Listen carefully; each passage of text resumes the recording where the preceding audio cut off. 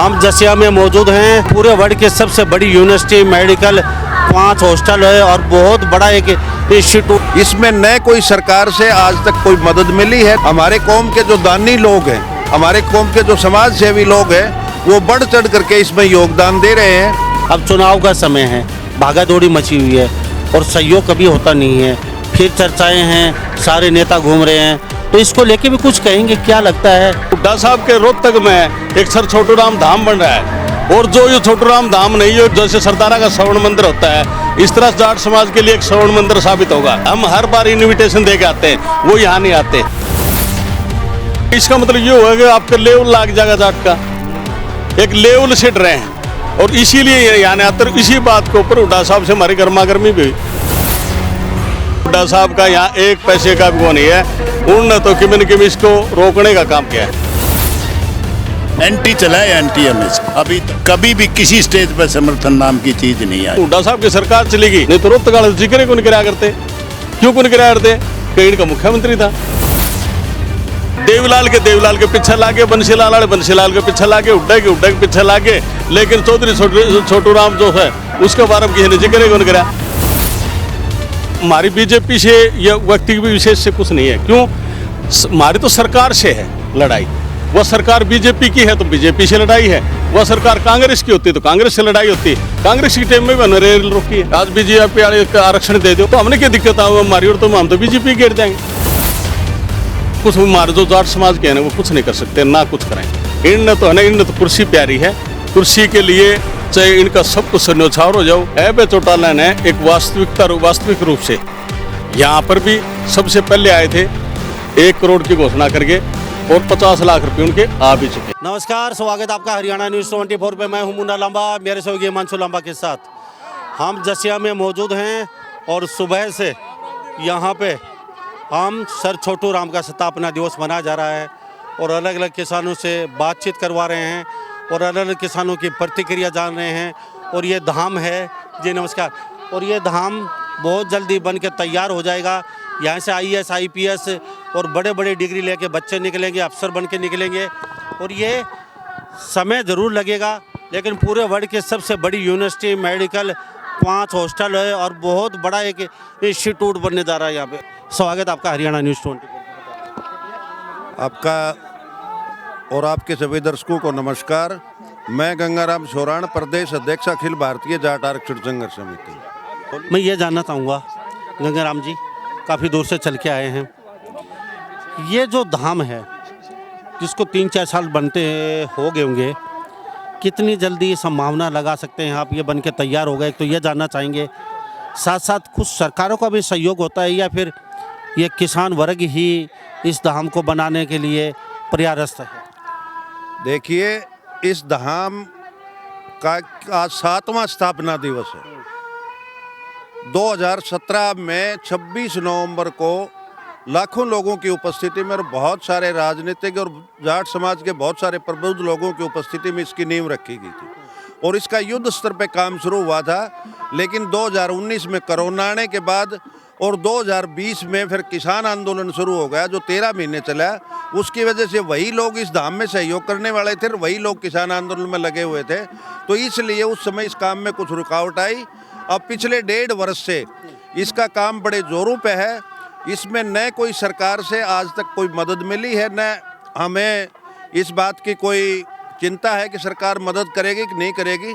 हमारे कौम के जो दानी लोग हैं, हमारे कौम के जो समाज सेवी लोग हैं, वो बढ़ चढ़ करके इसमें योगदान दे रहे हैं।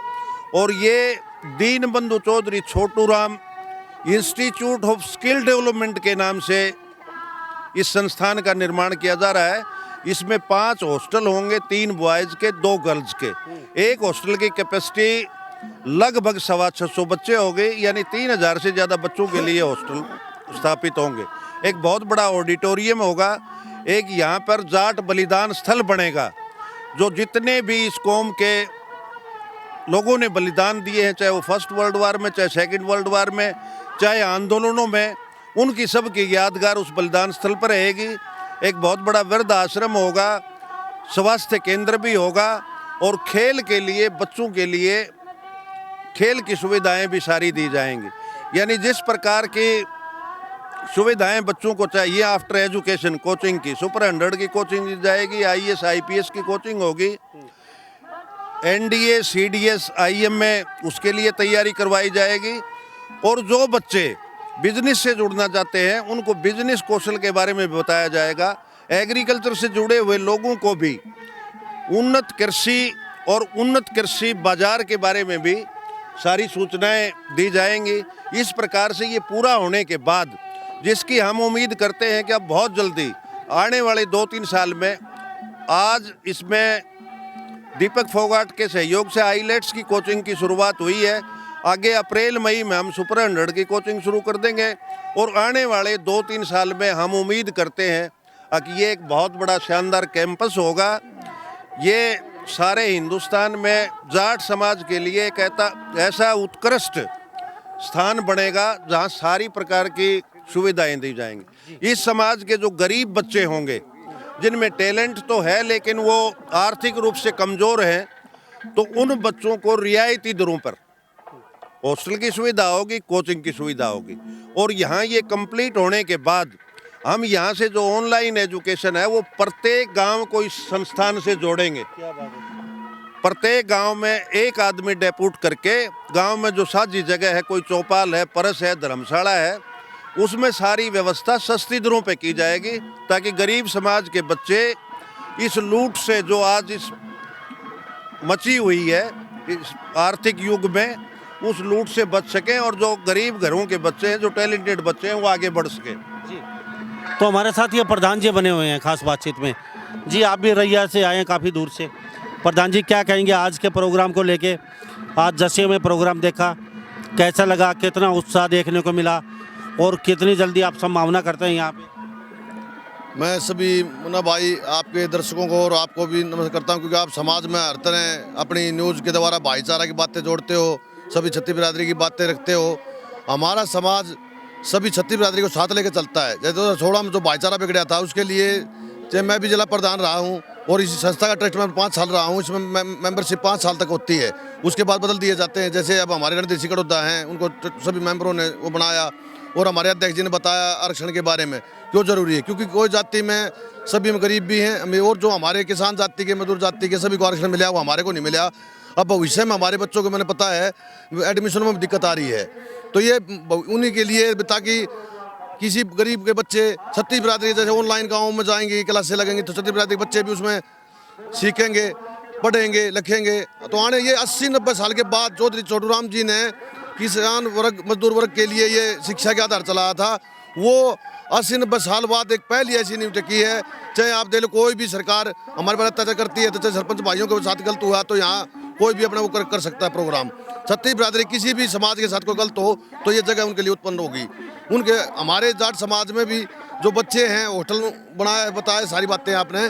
अब एक विश्वास जगह है, जैसे आज 7वां स्थापना दिवस था, लोगों में जो मीडियम हैं वो हैं, उनमें सब में उमंग है कि आप भविष्य के बारे में सोचें और उनके लिए पूरा जल्दी से जल्दी, ये 1.25 साल से अभी लगातार काम चल रहा है। बीच में रुक गया था, बताया था, समस्याएं आ गई थी, लेकिन अब पूरी उम्मीद जग रही है लोगों में। अब भाई बहुत जल्दी तैयार होगा, 5 ये होटल बनाएंगे, फिर इसमें बलिदान स्थल भी बनाएगा, बच्चे कोचिंग ले सकेंगे। जैसे दीपक फोगाट राज इसकी इलाइट की नींव रखी है। काफ़ी बच्चे हमारे डोंगी में फंस जाते हैं या गलत तरीके से जंगलों में फंस जाते हैं, जो 25-30 लाख बच्चा भी नहीं आता, पैसे भी चले जाते हैं, तो उनको अच्छी तरीके से शिक्षा दी जाए, उन्हें कागज सही तरीका लगाया जाए और वो सारा अच्छी तरह यहाँ शिक्षा दे करके और आर्थिक तौर पर भी मदद की जाएगी वहाँ।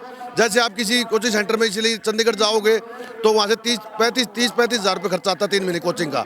यहाँ मुश्किल से मुश्किल 10-12 हज़ार में वो बच्चा हो जाए। वो भी ना होगा तो वो हमारे समाज के लोग जो इसमें दान दाता हैं वो भी लिख कर दे दें, तो उसका भी पूरा सहयोग किया जाएगा और वो बच्चे का भविष्य की ज़िंदगी बने, वो परिवार का भविष्य बने, उसके लिए ये पूरा जोरों पर काम चल रहा है। धन्यवाद जी। प्रधान जी, जो सरकारें हैं ये आ जाती हैं बार बार वोट मांगने के लिए, एसवाइल का मुद्दा ले लो या फिर कोई भी मुद्दा ले लो, अब चुनाव का समय है, भागा दौड़ी मची हुई है और सहयोग कभी होता नहीं है, फिर चर्चाएं हैं, सारे नेता घूम रहे हैं, तो इसको लेके भी कुछ कहेंगे? क्या लगता है इसमें भी सहयोग नहीं, कहीं सहयोग नहीं होता? आपके बीच के नेता होते हैं वो, और आपके बीच से निकल के वो बड़ी बड़ी कुर्सियों पर बैठ जाते हैं, फिर वो आप लोगों को भूल जाते हैं। नहीं, रीजन तो यह है, समाज के प्रति इतना जो समर्पित है वही समाज के लगाव रखता है। जो समाज को अच्छी तरह से नहीं जानकार है वो समाज के भिन्न वो अपनी हाईलाइट करे पोजीशन को ही, बस इससे ज़्यादा कुछ नहीं करता। लेकिन जो छोटा समाज है अपना कौम का, वो सक्रिय है हर तरह से। 1 रुपया भी अगर उसकी जेब में है तो भी समाज के प्रति समर्पित है। औरतें जब भी धरने लगे थे उस दौरान 100 रुपये खसम से लको के लिया कर दी और वो समाज को दिया पैसा। बहुत मेहनत की कमाई लगी हुई है यहाँ पर। सर क्या कहेंगे? जी प्रधान जी, नेताओं की बातचीत करें। आपके बीच से नेता निकलते हैं, यहाँ हुक्का पीते हैं, आपके बीच से ही बातें यहाँ अच्छी करते हैं, फिर वो विधायक बन जाते हैं, कुर्सी हथिया लेते हैं, फिर आप लोगों को ही भूल जाते हैं वहाँ बड़ी कुर्सी पे बैठने के बाद। तो कैसे निपटारा, किसको बनाएंगे, किस पे भरोसा? फिर चुनाव आज पहले तो आपके न्यूज़ चैनल को का बहुत बहुत धन्यवाद और आपके श्रोताओं का भी नमस्कार। रही बात नेताओं की, ये ज़्यादातर सिर्फ जो नेता हैं, जो जाट समाज के नेता हैं ना, वही नेता मतलब समाज के लिए कुछ नहीं करते। आप ये देखो कि जब EBO जैसे SC ST एक्ट था तो इन्होंने रामविलास जो पासवान था उसका लड़का था, और उन्होंने 1 मिनट में मायावती के थे, 1 मिनट में दंगल में आ गए। और उसको जबकि उसमें एक DSP की इंक्वायरी थी और कुछ नहीं था, उसमें भी एकदम से पूरा भारत में कितना बड़ा आंदोलन हुआ। जैसे ब्राह्मण समाज का है, रामविलास शर्मा ने पीछे जो अपने ही समाज के आदमी चंद लोग धरने पर बिठाए और 2-4 दिन धरने पर बिठा के वहाँ 50 आदमियों को और उनको जूस पिला के जो स्पेशल बैकवर्ड SBC थी, स्पेशल बैकवर्ड क्लासेज में 1500 बालक ज्वाइन करवा दिए, जो एफिडेविट के आधार पर। जो बाकी जैसे जाट समाज के थे, कितने मंत्री हैं, कितने MLA, किसी ने भी उनके कोई कार्रवाई नहीं की। वो 1500 बच्चे आज भी दर दर की ठोकरें खा रहे हैं, आज भी वो कोर्ट में मतलब उनका वो हियरिंग चल रही है। तो ये चीज़ है ना, ये चीज़ सिर्फ जैसे हुड्डा साहब है, जब यहाँ हुड्डा साहब के रोहतक में एक सर छोटू राम धाम बन रहा है, और जो ये छोटू राम धाम नहीं है बल्कि जाट जैसे सरदारा का श्रवण मंदिर होता है, इस तरह जाट समाज के लिए एक श्रवण मंदिर साबित होगा। लेकिन आने वाले वो भी आज तक हम हर बार इन्विटेशन दे के आते हैं, वो यहाँ नहीं आते। क्यों नहीं आते? लेकिन जाटों के बहुत बड़े नेता बताते हैं। नहीं ऐसा ना, जाट नेता कोई भी हो, वो तो न्यू बताओ, ईब जैसे काफ़ी कौमों के आरक्षण पर चले थे, आंदोलन चल रहे थे। तो अभी हाल ही में एक आंदोलन चल रहा है, उसके जो समाज के सभी नेताओं ने, सभी MLA MP ने रिजाइन कर दिया। आज तक किसी जाट नेता ने रिजाइन किया है? आज तक वो जाट नेता विधानसभा में या और कहीं लोकसभा में इसके हक में बोल रहा है? सिवाय चलो किसान में तो सभी जाते आ जाती हैं। किसान आंदोलन के ऊपर जैसे दीपेंद्र बोला लोकसभा में, किसानों पे यहाँ भी बोले। किसान तो वो खुद भी किसान में तो जो जैसे सभी कास्ट आ गई, लेकिन विशेष व्यक्तिगत जो जिस जाति से बिलोंग करते हैं उस जाति के बारे में ये जाट जो नेता कभी भी नहीं बोले और ना ही इनसे उम्मीद। ठीक है प्रधान जी, एक बात जानना चाहूँगा। चलो आप कहते हैं हर बार हम हुड्डा को निमंत्रण देते हैं, तो आते क्यों नहीं हुड्डा साहब? वजह क्या है? अपने आप को जाट नेता के रूप में स्थापित कर चुके हैं पूरे हरियाणा में, और कांग्रेस भी कहती है उसके बगैर कांग्रेस सरकार बनाना बड़ा मुश्किल है। तो फिर भी निमंत्रण इतना, आपका तो जसिया धाम सर छोटू राम, सब जानते हैं सर छोटू राम को, उसके प्रोग्राम में नहीं आते, तो फिर क्या समझे इससे हम? जाट नेता कैसे, मतलब क्या कहेंगे? ऐसा है, ये इस बात को मानते हैं कि यदि यहाँ आ गए तो दूसरे वोट कट जाएंगे, जबकि इन्हें इस बात का वो ध्यान नहीं, कौन इस बात को मतलब इस बात को लेकर नहीं चलते। सर छोटू राम एक जाति विशेष के नेता नहीं थे। सर छोटू राम ने तो जो आज जो मतलब जो उस टाइम पे वो आंदोलन चलाया था SC ST का, और लाला लाजपत राय ने इसका विरोध कराया था, उस टाइम पर छोटू राम जी इसके चेयरमैन थे, भीमराव अम्बेडकर इसके मेंबर थे। यदि छोटू राम जी ना चाहते तो ये SC ST लागू नहीं होता। बैकवर्ड क्लासेस से ले लो, जो कुम्हार जो चाक कर लगा करता, किसने हटाया? छोटू राम जी ने हटाया था। नाई पर कतरन कर लगा करता, किसने हटाया? छोटू राम जी ने हटाया था। आज ये सभी मतलब सेठों की ताकड़ी ऊपर टांगने का काम किसने करा? छोटू राम जी ने करा। आज जो जमीन और जायदाद और जो हमारी चीज़ बची हुई है ये छोटू राम की देन है। तो जिसको हमने मानना चाहिए उसका तो किसी ने पढ़ाया नहीं, क्योंकि एक जाट का जिक्र आ जाएगा। जाट का इतिहास कितना, महाराजा सूरजमल और है जितने राजा थे, कितना जबरदस्त इतिहास है, लेकिन आपने कभी इतिहास में जाट का कोई जिक्र सुना? नहीं, क्योंकि ये चाहते नहीं थे। देवीलाल के पीछे लागे, बंसीलाल के पीछे लागे, हुड्डा के पीछे लागे, लेकिन चौधरी छोटू राम जो है उसके बारे में किसी ने जिक्र ही नहीं करा। लेकिन फिर भी आप यहाँ जितने लोग आए हैं वो भी कोई न कोई पार्टी से तो अटैच है ही, आप भी तो जवाब नहीं मांगते उनसे। हरियाणा में कहते हो जाट नेता, यहाँ पे आप आते नहीं हो, तो फिर आप भी कुछ। हमने जवाब मांगा था, हर जिले से 15-20 आदमी गए थे, पूरे हरियाणा से 200-250 आदमी हम हुड्डा साहब की कोठी पे गए थे। अब पीछे हमने इसी बात का जवाब मांगा था, हुड्डा साहब आपका रोहतक में सर छोटू राम धाम बनना है और वहाँ आपको हर बात हम इन्विटेशन दे के आते हैं, हर बार मतलब जबकि आप वहाँ नहीं जाते।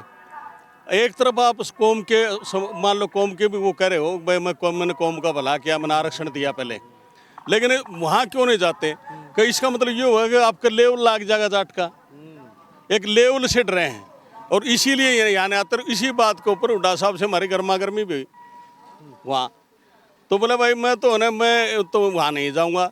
अरे आप क्यों नहीं जाओगे? तो आप जब चाहो ना, जो मजदूर किसान, जो मजदूर आदमी हैं, ये 1-1 रुपया 100 रुपये इकट्ठे करके आज इसने बनाने लग रहे हैं। यदि आप थोड़ा सा सारा ला दो और रोहतक में है तो ये 2 महीना में तैयार हो जाएगा। तो खाली वोट मांगने आएंगे? हाँ, वोट मांगना और क्या। तो इसमें हुड्डा साहब का कुछ दीपेंद्र कुछ सहयोग तो होगा इसमें कुछ?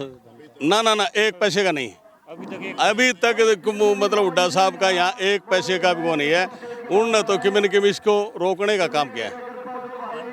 हाँ, एंटी चला है, एंटी हमेशा अभी तक। कोई भी कभी भी किसी स्टेज पर समर्थन नाम की चीज़ नहीं आई। अगर हमें पहले जब लगे हुए थे, सक्रिय थे हिसार और बाकी ज़िले, अगर भाई रुक जाओ, रात से अपना रुक जाओ, इसको छोड़ दो, बोला आरक्षण फिर ले लेंगे, ये तक जिक्र हुए, लेकिन अब वो ख़त्म है सारी चीज़। इसमें यूँ बताओ, आरक्षण का मामला में रोहतक में कब आंदोलन हुआ, सोनीपत में कब आंदोलन हुआ, और जब यहाँ तो आंदोलन लड़ा हिसार ने, बिहानी ने, फतेहाबाद ने, कुछ जींद के हिस्से ने, इन्होंने आंदोलन लड़ा।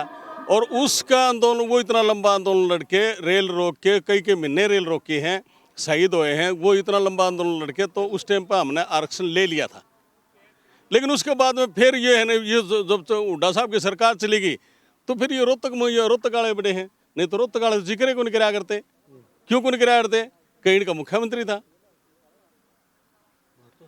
हाँ, पहला हिसार का था, उसके बाद फतेहाबाद के हुए शहीद, फिर तो इकट्ठा हो था, वो बात अलग है, शहीद तो हुए हैं। वो तो एक ऐसा हुआ ना, उन लोगों ने जब वो करवा दिया जाट आंदोलन का, उस हिंसा में जो जाट आरक्षण संघर्ष समिति थी, उसका उस हिंसा से कोई वास्ता नहीं था, कोई लेना देना ही नहीं था।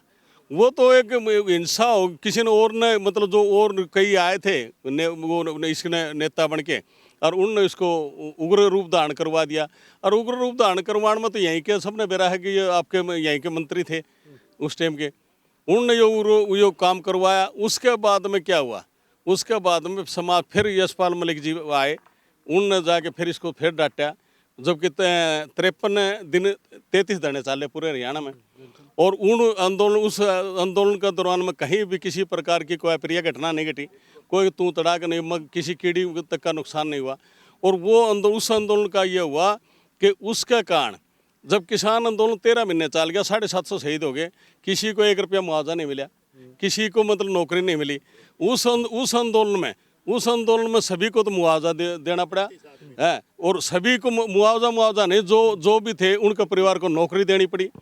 और जो जिसके थे ना मुकदमे, जबकि 1400 मुकदमे तक मौके पर इंटरेस्ट हो गए थे, तो जो कुछ एक मुकदमे इस प्रकार के रह गए कि जो सरकार के और उनके जो बीच में कुछ एक पर्सनल थे।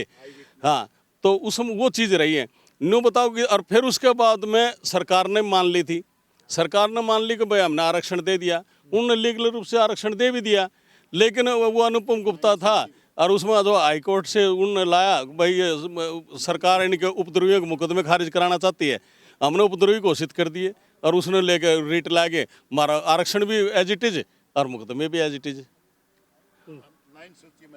तो मैं चलो प्रधान जी चलो ठीक है, लेकिन हुड्डा साहब आते नहीं हैं और बीजेपी पार्टी के नेता को बुलाते नहीं हैं, तो फिर नहीं ऐसा है, मैं बताऊँ आपने हमारा पता क्या है, हमने किसी से कोई परहेज नहीं है, हमारा किसी से कोई द्वेष नहीं है, हमने किसी पार्टी के व्यक्ति विशेष के नहीं है, हम सामाजिक आदमी हैं, नहीं किसी पार्टी के मंच पर जाते हैं। जो हमारे जो पदाधिकारी हैं वो किसी राजनीतिक मंच पर कभी नहीं जाते। रही बात आप हमारी बीजेपी से या व्यक्ति विशेष से कुछ नहीं है, क्यों हमारी तो सरकार से है लड़ाई, वह सरकार बीजेपी की है तो बीजेपी से लड़ाई है, वह सरकार कांग्रेस की होती तो कांग्रेस से लड़ाई होती। कांग्रेस की टाइम में भी हमने रेल रोकी है, और या किसी चौटाला पार्टी की होती तो उसमें उनके खिलाफ होती। हमने तो मांग सरकार से मांगी जाती है, और सरकार जब हमारी मांग पूरी कर दे, आज ये बीजेपी वाले हैं, आज बीजेपी वाले का आरक्षण दे दो, आज बीजेपी वाले हैं हमारी ये मांग पूरी कर दो जो है किसानों की, तो हमने क्या दिक्कत है हमारी, और तो हम तो बीजेपी गिर जाएंगे। बहुत अच्छी बात आपकी।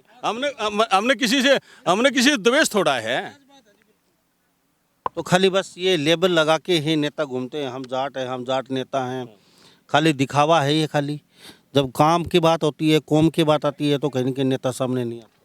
बिल्कुल ये सही बात है, जब कौम की बात आती है तो कौम के नेता आज तक यूँ बता दो फलाने नेता ने फलानी विधानसभा में समाज के लिए ये स्टेप उठाया, और जबकि अदर कास्ट जितने भी हैं सारे, जो चाहे दलित हो चाहे पिछड़ा वर्ग हो चाहे, ये देखो ना एक रणबीर गंगवा है, उसने टपदी पंचायती राज में टपदी अब 8% रिजर्वेशन करवा लिया, कितनी आसानी से, वही तो कितनी आसानी से करवा लिया, और 1 मिनट में हो जाता है।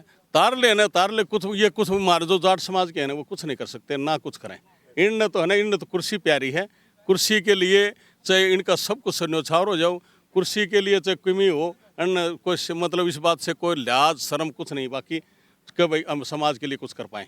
चाहे वो अभय चौटाला हो, चाहे वो दुष्यंत चौटाला हो, चाहे किरण चौधरी हो, चाहे दीपेंद्र हुड्डा हो, चाहे भूपेंद्र हुड्डा हो, या फिर सुरजेवाला हो, जो भी बड़े हमारे नेता हैं। ऐसा है मतलब 100 के 100 तो नहीं होते भाई, एक लाठी तो सारे को तो नहीं आख्या जाता।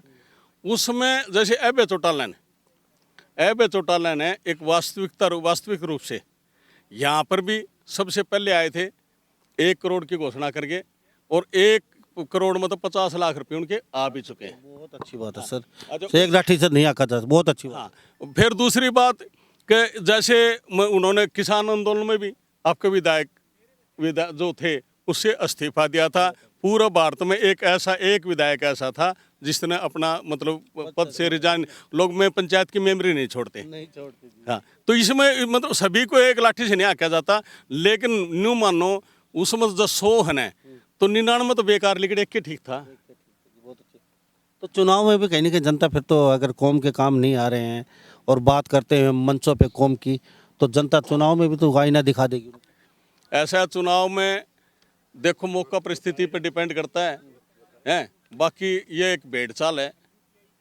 इसने मोदी ने कौन से तीर मारे थे, क्या कराया था, दुनिया में सब तो झूठा आदमी। जो आदमी ये कह के है बोला गुरु गोविंद जी, गुरु गोरखनाथ जी और बोला कबीर जी, गुरु कबीर जी तीनों बैठ के बतियाया करते हैं, तो वो कौन शासन देश के प्रधानमंत्री के पद पर रह के इतनी बड़ी जो आदमी झूठ बोल सकता है, वह मतलब देश के इतिहास को बदल सकता है। तो यूँ बताओ कि उस आदमी ने लोगों ने प्रधानमंत्री बना दिया। जी प्रधान जी, बहुत बहुत धन्यवाद बातचीत के लिए, आपका कीमती समय दिया आपने। थैंक यू आपके और आपके चैनल को भी और आपके श्रोताओं को भी धन्यवाद। तो हमारे साथ ये हम जसिया में बने होते खास बातचीत में सर छोटू राम धाम पे, और धाम तो पूरा होगा, और यहाँ पे बड़ी बड़ी बिल्डिंगें बनेंगी, गरीब बच्चे सभी छत्तीसगढ़ बिरादरी के बच्चे भी पढ़ेंगे, और जो गरीब है वो निःशुल्क भी पढ़ेंगे। यहाँ पे हॉस्टल भी बन रहे हैं, लेकिन नेताओं का कोई सहयोग नहीं है। इन्होंने कहा कि ना तो किसी पैसे से, एक अभय चौटाला को छोड़ के 1 करोड़ बोला था, 50 लाख रुपए उनके आ चुके हैं, और उन्होंने रिजाइन दिया, और वो आते भी रहते हैं, मिलते भी रहते हैं, और फिर भी आश्वासन दिया उन्होंने। लेकिन उसके अलावा जो नेता अपने आप को बड़े बड़े नेता और बड़े बड़े वो कहते हैं खापों के, प्रधानों के या जाटों के, कोई किसी का अब तक कोई सहयोग नहीं हुआ है। खाली हवा में तीर मारते हैं, मंचों पे बड़े बड़े नेता बनते हैं कौम के, लेकिन धरातल पे जीरो हैं। तो इस बारे में आप क्या सोचते हैं? सभी इन बातों के साथ मैं मुन्ना लांबा, मेरे सहयोगी हिमांशु लांबा के साथ, हरियाणा न्यूज़ 24। नमस्कार, जय हिंद।